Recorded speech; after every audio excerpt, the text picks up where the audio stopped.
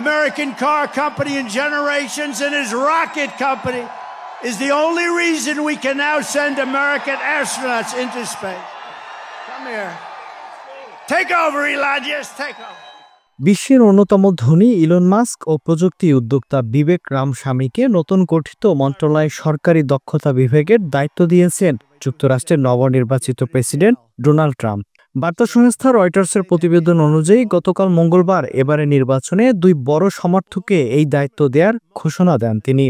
Even Larry has seen the ravages of what they've done with their tariffs. Would you like to say something, Larry, very quickly?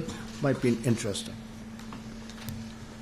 এক বিবৃতিতে Trump বলেছেন, mask ও বিবেক আমার প্রশাসনের জন্য সরকারি আমলাতন্ত্র ভেঙে ফেলার পথ তৈরি করবেন, অতিরিক্ত নিয়মনীতি কমাবেন, অপচয়জনিত ব্যয় কমাবেন এবং কেন্দ্রীয় সংস্থাগুলোকে পুনর্গঠন করবেন।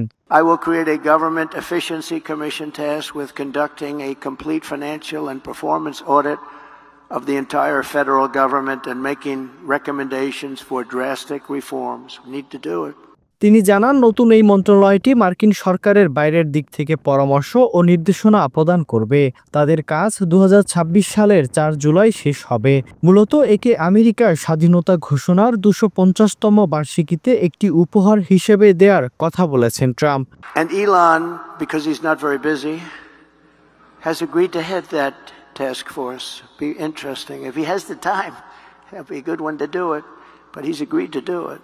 একসঙ্গে জনসভা করার পাশাপাশি ইলন মাস্ক ট্রাম্পের প্রেসিডেন্ট প্রচারণায় লাখ লাখ ডলারও সহায়তা দিয়েছেন। ট্রাম্প তাই কৃতজ্ঞ চিত্তে বলেছিলেন মাস্ককে তার বড় প্রশাসনে বড় ভূমিকা দেবেন যাতে সরকারি দক্ষতা বৃদ্ধি পায়। Miran Ahmed, SATV digital.